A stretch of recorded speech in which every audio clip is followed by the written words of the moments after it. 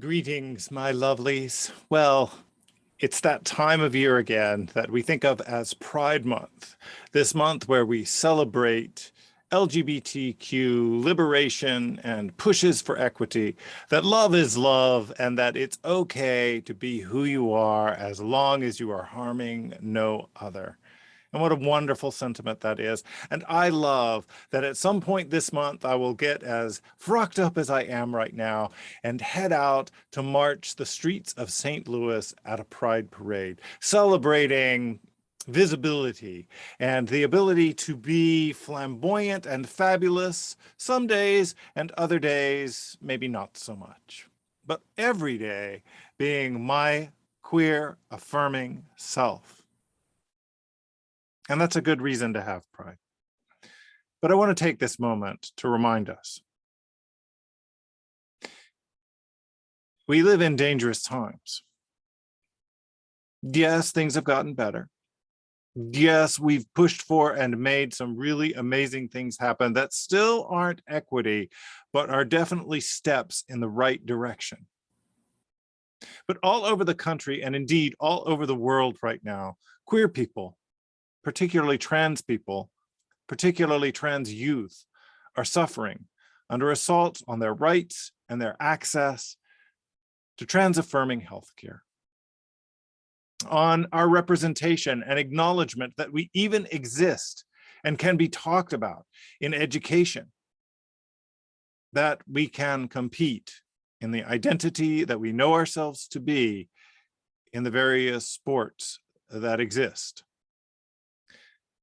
What frustrates me about these assaults is that they often come with a certain amount of at least attempts at debate on the merits of the issues, and time again, whether it's the American Psychological Association or the American Medical Association, scientists, doctors, everyone, everywhere, always end up aligning on it being important to affirm gender identity, that acknowledging who you are matters, that this is what we know from the science, that this is how we understand from a scientific perspective that gender is way more complicated than our culture or our society, or certainly the norms in our culture and society want to acknowledge.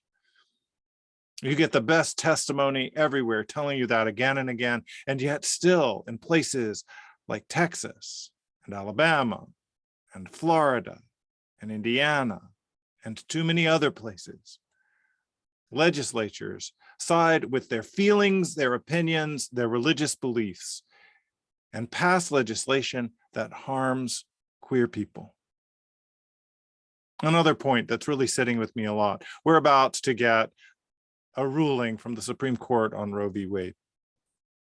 And it might not be obvious right away why a decision about reproductive rights and reproductive justice impacts queer community. But here's the thing. The assault on bodily autonomy for trans people is much like the assault on bodily autonomy for women everywhere to decide if and when they will have a pregnancy, and if they get to choose whether they will carry a pregnancy to term. And of course, on top of that, queer people get pregnant too. So there's that. These decisions are not unrelated. And at a certain level, they seem to simply be cynical culture wars meant only to rally a base and promote certain political parties and factions into power. Parties that don't really have much skin in the game or concern about the issues that they are passing legislation on. It's legislation they can pass that will rile up certain members that might support them and vote for them, while they can avoid dealing with other things that really do require policy and legislative attention, not the least of which includes equity for some of the most threatened and disadvantaged people in our culture and society. So here we are celebrating Pride and having a good time, and it's a party, and we're out parading, and we're being fabulous, and we're putting on this. But we never forget. Pride began as a riot. Pride remains, in some ways, a protest. Pride is where we remind ourselves to come together, to push back, and to fight for our rights. Yes, we have made advances. Yes, they are being eroded. Yes, if we ever want to get to that place of full equity and acceptance into our culture and our society, we have to keep fighting. And friends, it is a fight. Now, what I love about us, whether it's the Sisters of Perpetual Indulgence or the Soil Sisters that I'm a part of, is that we fight with flair. We remember that humor and sarcasm and wit and absurdity can also be weaponized. They are the tools to point out the absurdity of oppressions that are put on our bodies. They are the ways that we push back against those who would use violence to try to persuade us to stay home, to stay quiet, to stay in the closet. That is not going to happen.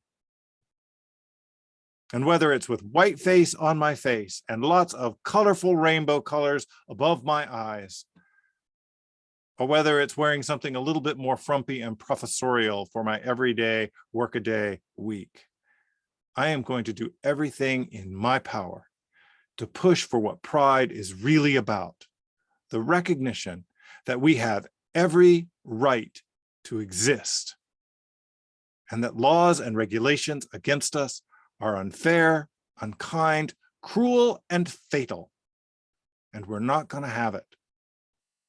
At least, we're not going to go down without fighting. Love is love, but that, more than anything, keep fighting, is the real message of Pride. Join with me, friends, and let's fight the good fight. Let's keep doing what we can to bring about a better world for all of us.